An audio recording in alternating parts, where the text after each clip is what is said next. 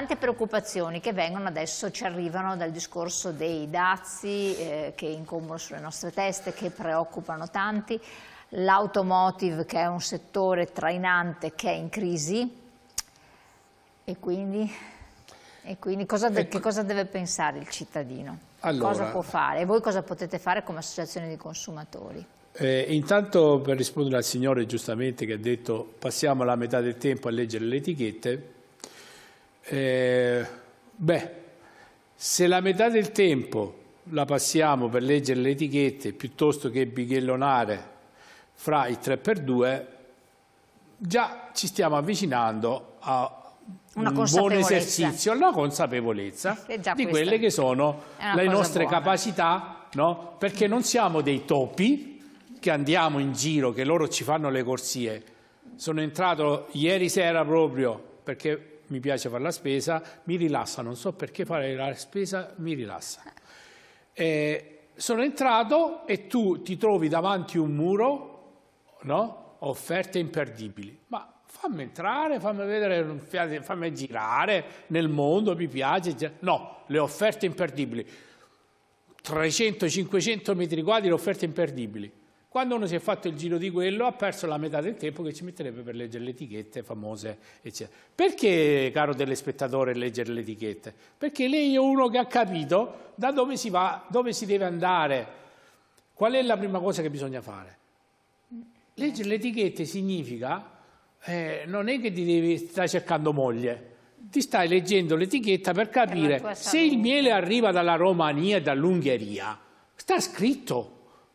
Viva Dio, benissimo!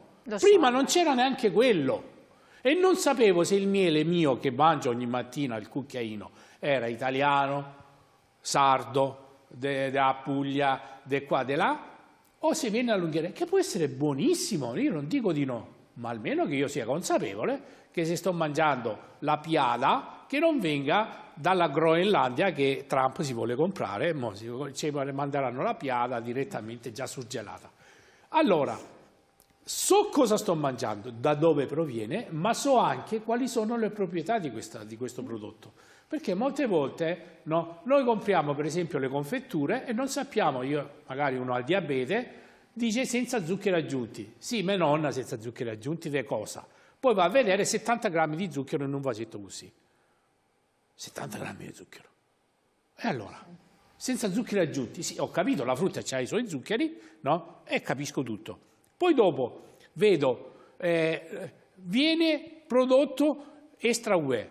Ma cosa significa extra UE? Significa che non viene sicuramente dall'Italia, non viene dall'Europa, ma viene, non so, sempre dalla famosa Groenlandia, così noi non offendiamo nessuno, direttamente dalla Groenlandia. Ma allora, se io voglio un prodotto che sia di qualità, che sia a chilometro zero, basta andare a guardare l'etichetta. L'altra metà del tempo, vedi questi due che stanno guardando questo bel banco di frutta e verdura, io vi sfido tutti a andare nella grande distribuzione e trovare un frutto che non sia perfettamente lucido, che non sia messo nella posizione giusta, eccetera, ma poi dopo i prezzi, per esempio, no? Non vengono presi in considerazione perché non sono messi in grande evidenza. Allora, questa modalità di fare la spesa, che mi viene rimproverata anche nella mia famiglia, nella mia situazione, è che non arrivo sempre col famoso bigliettino con 4 cose ed esco dal supermercato che mi devono spingere il carrello in 3 dietro di me. No, perché c'era un 3x2 imperdibile.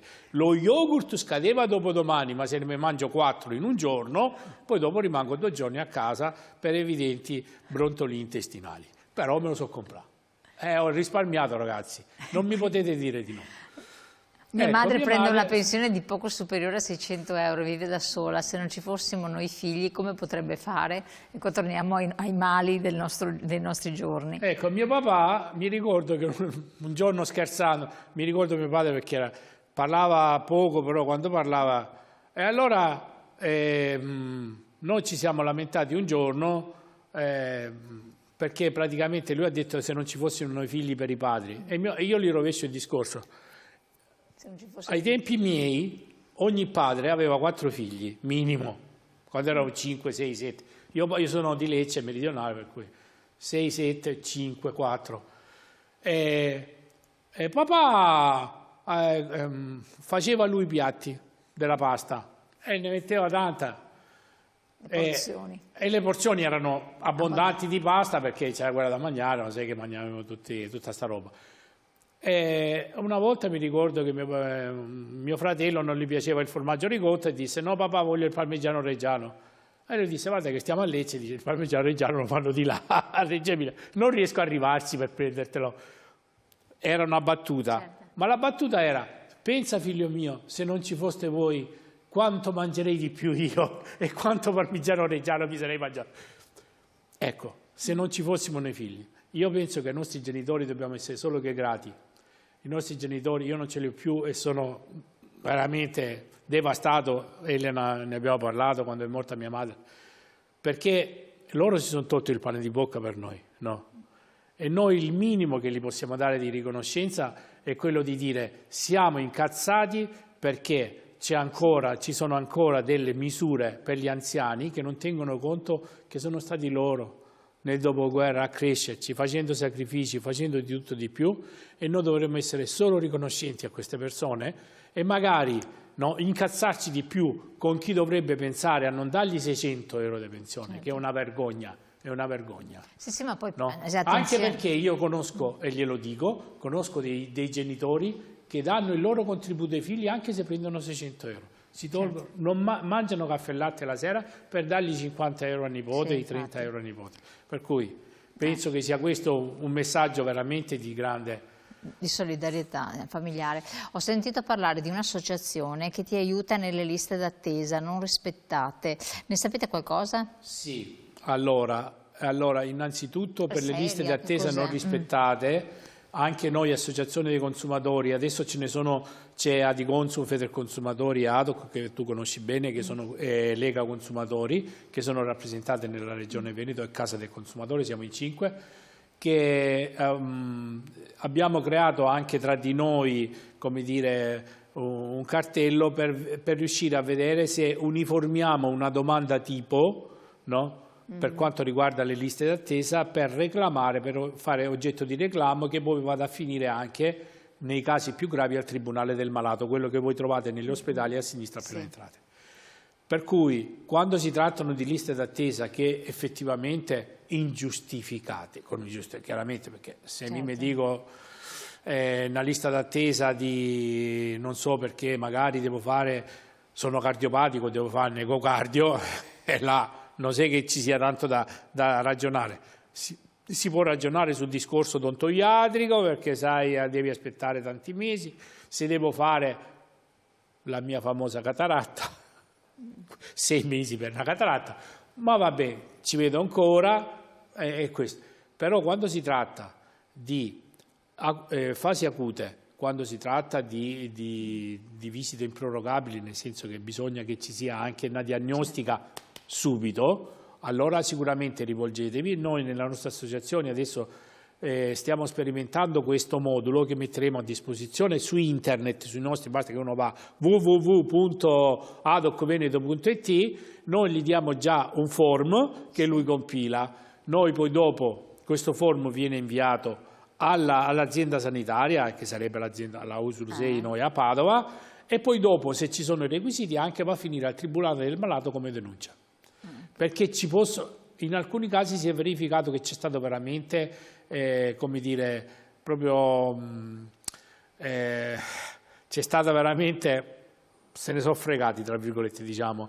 Mentre invece il discorso forse più importante è quello di non perdersi nei meandri dei CUP, eccetera, ma cercare anche di capire attraverso il proprio medico di base quali sono le vie, diciamo, quelle indicate per poter avere anche entro la data che ti scrivono sulla ricetta, per esempio entro 90 giorni, 60 giorni, averne riscontro.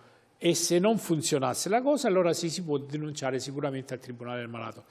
Ma già presentare il reclamo con questo form significa già, guarda che ti sto avvisando, che se poi dopo tu entro Quindi questo modello è già... Sì, adesso ne stavo parlando con Giovanni, con le altre, ho detto guarda, mettiamolo a disposizione tramite la Regione Veneto con i progetti che abbiamo, di fare un form semplicissimo dove dice nome, cognome, eccetera, la visita, senza tenere i dati sensibili, diciamo, li mettiamo a disposizione e poi gli diciamo a chi lo deve indirizzare. Qual è il problema? Che molti anziani non hanno la mail. Punto. E torniamo sempre alla base. Allora lì anche il discorso della qualità dei servizi. La qualità dei servizi, ma noi siamo qua, cari spettatori, ringrazio anche Elena che ci tiene sempre presenti. Siamo qua perché siamo delle associazioni di promozione sociale, siamo senza scopo di lucro, cerchiamo di aiutare il massimo di cittadini, però io ripeto sempre che per i deboli la corsia preferenziale, noi siamo all'opposto delle prenotazioni, noi ci prenotiamo prima per i deboli e poi dopo per quelli là che ne hanno meno bisogno, secondo il mio punto di vista. Grazie Sergio Taurino, grazie molto di questo spaccato. Comunque avete capito, ci sono associazioni che seguono questo, non sono completamente assenti dall'essere sul pezzo dell'andamento dei prezzi, del mercato, dei servizi e dei disservizi, del welfare che dovrebbe esserci, che deve migliorare, quindi tirano la giacchetta alle istituzioni dove è possibile, sperando poi di ottenere qualche cosa. Buon lavoro, grazie a voi di averci seguito, buon proseguimento, a presto.